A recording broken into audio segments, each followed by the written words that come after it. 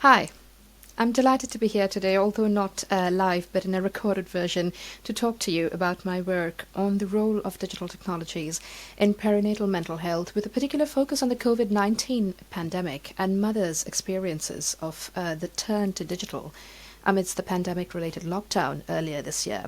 And it sort of sits within a broader context of my work for the last few years that has looked at mothers' mental health, mothers' well-being perinatally, so in in the year after birth and just before birth, and the ways in which social media and digital technologies bring sort of a nuanced and complex picture of positives and negatives in this context. And those words in purple on your screen today, user stories, is what I'm going to focus on. Because that is what I do. So I speak to you today as a qualitative social scientist who has forever, really, ever since I started researching the area of anything to do with media and communications, I spent time going into communities, into schools, into bedrooms, living rooms, watching people engage with communication technologies, talking to them about their stories, their aspirations, hopes, worries, anxieties, their experiences of technologies. And my experience of being sort of a tech use researcher, so to speak, and I have researched media audiences for a while before, feeds into my interest with mothers and maternal well-being in numerous ways. So my own book, Early Motherhood in Digital Societies, that was published last Christmas, looks at a body of evidence that I collected around a range of different online platforms and the ways in which these had sort of mixed roles to play in mothers' well-being before and after having a baby. So I looked at discourses around childbirth, infant feeding, communities of support, and how support sort of kind of isn't always straightforward in many ways. So my book, Early Motherhood in Digital Societies, looks at the role of the digital in the context of early motherhood and the very specific challenges that brings.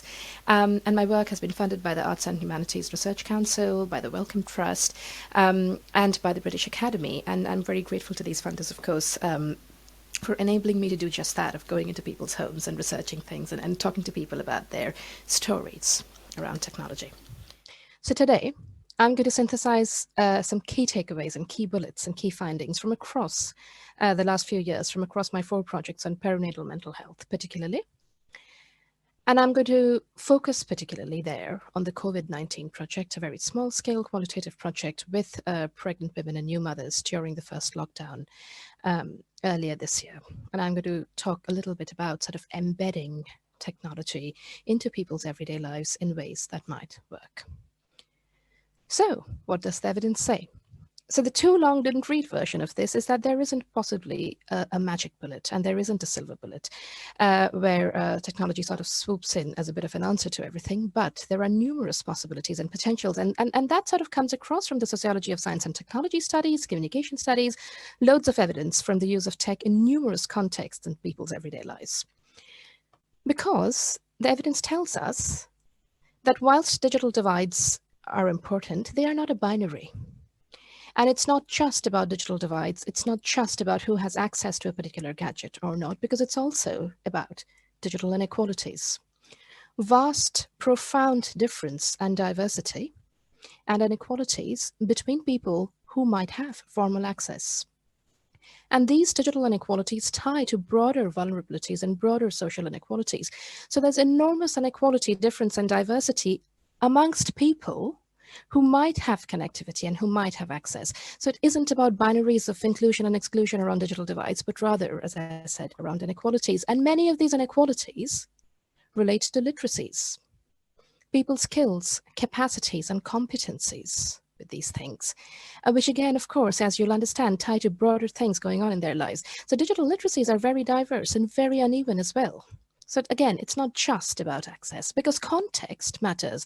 So research has told us for decades now that the contexts in which people use tech, that's really important in terms of the benefits that they can derive out of tech, and context widely differs across people. And I'm going to come to kind of illustrating some of these points with stories from users shortly. Importantly, that the local matters. In instances where digital pathways have worked, I've seen for perinatal mental health over the last few years, local connections to local groups of other mothers, facilitated by sort of geolocation apps, for instance, sometimes that have become quite popular now, local connections to community teams, to health visiting teams, that really matters. And there, technology can really help in terms of strengthening those already strong connections that people really come to rely on. But more broadly, that any degree of solutionism where we sort of don't pay attention to digital inequalities, where we sort of treat digital divides or inclusion and exclusion as sort of binaries, where we don't sort of listen to those user experiences and stories, that sort of is a bad idea.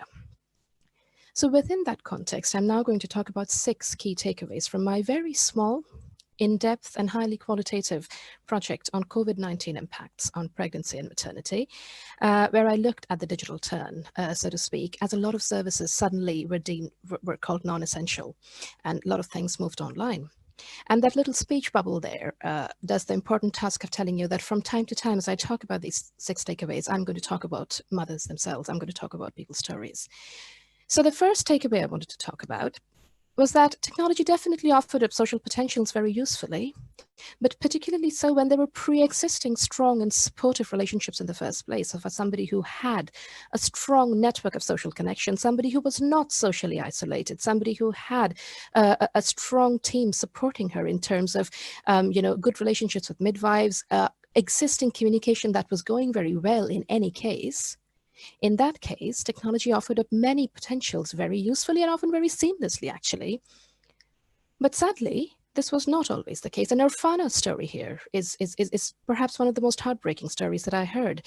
So a young mother from Pakistan, settled in England, surrounded by a network of in-laws who had convinced her that going outside the house would directly harm her fetus and her infant. So when we spoke, Irfana told me how she'd sat beside a window for 9 weeks, not daring to step outside her house because of enormous surveillance going on for her from a wider family around her. And she told me that she identified and she knew that she had significant depression and anxiety postnatally, but she hadn't been allowed to tell anybody because she'd been told that would bring shame to her family. She had a smartphone. She had high-speed broadband. Nobody knew about her struggles. And she hadn't even heard of things like IAPs, and she hadn't even connected or picked up the phone to her health visitor. She might have been seen at a baby weigh-in clinic, spotted by someone in that social moment, but it was locked down. And it seemed that people in Irfana's position benefited least, despite having access. And those are the nuances around inequalities that the evidence within sociology or communications has been showing us for a very long time. Second, for those that benefited enormously, there was a real imperative for in-personness in digital engagement, for things to feel real, things to feel in person. So mums hung up clips and clotheslines to hang their webcams so that their health visitor could see them whilst they were sort of having a cup of tea or changing their baby's nappy, and they were sort of hands-free. And as a couple of mums told me very intriguingly, that we wanted ourselves to be seen in a 360-degree view. They wanted to be seen. As one mum told me, I wanted my face to be seen, my health visitor seeing my whole living room, my whole context, seeing me and me seeing her face. That was the only human contact I'd had that day. So a real imperative for video support where everybody could see everybody's faces. The third thing that I wanted to talk about, and that sort of leads into what I was talking about just now, is that mode continues to matter and media matters. There was an intense appeal for video contact, for frequent contact, and for local contact, where sort of my face could be seen was a refrain that kept coming up from people. Trisha's story was that for her, and she had existing diagnosis of mental health difficulties, and she suddenly found herself completely alone and unsupported as lockdown was announced with her first baby. And she said, it's the little things, like health visits for the baby, not having those by the phone. They're not done by video chat, which to me I find really odd because they can't see that she's healthy. And she ended her interview by asking me if I could somehow communicate to her health visitors that she wanted video support. And that was really an intense call that was coming across the board for things to feel in person. So mode matters and medium matters. But likewise, I would also like to state a former finding of mine from my Wellcome Trust project on migrant mothers' perinatal mental health. I walked into those living rooms thinking, yay, I'm going to have a conversation about technology. But actually, what people were interested in talking to me about was the fact that their technology was a phone where their husbands bought them a calling card, where minutes were counted, where they were relying on things like WhatsApp groups and texts, and where suddenly they'd heard of higher end digital things via text messaging. So, a joined up approach where we are mindful that technology means different things in different communities, perhaps, and that not everybody is using all the high end things at all times, but that we could spread the word in a way that is sensitive to the fact that there are different modes, a multimodal, multimedia approach within a broader context where people want that sort of video contact, frequent contact, as Trisha's quote so rightly lets us know. I found, and I have always found this, a lot of variation locally and regionally in frequency, quality, and the kind of remote support provided, and many said that they felt forgotten. Now, this has to do with broader cuts in funding, heightening caseloads for health visitors, etc., that we've seen, and that's a different conversation, but it's been going on for a while now. So a lot of variation.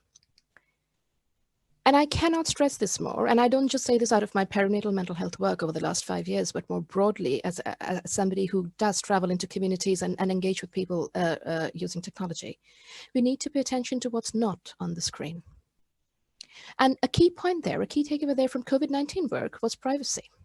Sometimes, for those who had access to therapy, for instance, this moved online and this became remote. And suddenly these moms felt very challenged because partner was working from home. Because of the pandemic, partner was working from home from the next room, and suddenly this session wasn't private. There were older children running around because of school closures, which can happen on and off as we go along. A broader shift to working from home, Wi-Fi and bandwidth taken up by partners downloading heavy videos or having fancy meetings where she's struggling to show a health visitor on the video call her baby's latch, or to ask her, does my baby have a tongue tie? And intense pixelation happening constantly. So she does have Wi-Fi, she does have access. But does she have privacy for that conversation? Does she necessarily have the conditions with which to engage? Can she do anything about the pixelation on the broadband? So these might sound like really tiny factors, but we come back to that point about moving away from the binaries of divides and inclusion and exclusion towards the notion of inequalities within those who do technically have access. And in some cases, the last takeaway is that in some cases, remote support did have boundaries. Some women said, particularly about breastfeeding, that when they needed infant feeding support in the lockdown or breastfeeding positioning, adjusting a baby just slightly so that the latch is less painful, an inability for a face to be seen, these things will always matter. And Anna explains this. It was a video for when it worked, but when we had to change it to an audio, she was able to see him feed, but not very well. And Anna was struggling with her partner, sort of using up the Wi-Fi connectivity and a lot of pixelation going on. And it wasn't quite the same as her seeing him because, and that sort of contributed to us not being able to breastfeed anymore, trying to adjust the camera, kind of cack-handed. And she struggled with that. Now, this doesn't mean that technology can't work. It just means that sometimes there might be some boundaries in some cases for some people, and that's fine. Because one of the things that happened with the lockdown was that things that were deemed non-essential for infants, getting a healthy infant weighed every week might be non-essential, but those weigh-in clinics weren't just about healthy infants, though. They were a social moment where a struggling mum could be spotted and taken to one side by the health visitor, that 360-degree view. Hence, that imperative I saw amongst mothers for, please talk to me, please see my face, please give me a video consultation, but at a time when I have some privacy, because he's always around all the time. So technology is not a silver bullet, but clearly there are ways to make it work. So moving on to now to concluding with what we could do, and lots of these things tie to sort of institutional action, policy level changes, funding, resourcing, training, and leadership in the area. But perhaps we begin with that last takeaway and recognizing that at critical perinatal points, sometimes in-person contact is what mothers will need and want. I saw that with breastfeeding, but that could be with other things too. But that spontaneously offered contact rather than sought out contact from health visitors was key. For Irfana, she had a smartphone and she had a Wi-Fi connection. Her health visitor had never heard of her, though. So there's something about the directionality of the contact and the support, and video calling instead of telephony. Something about faces being seen really matters here.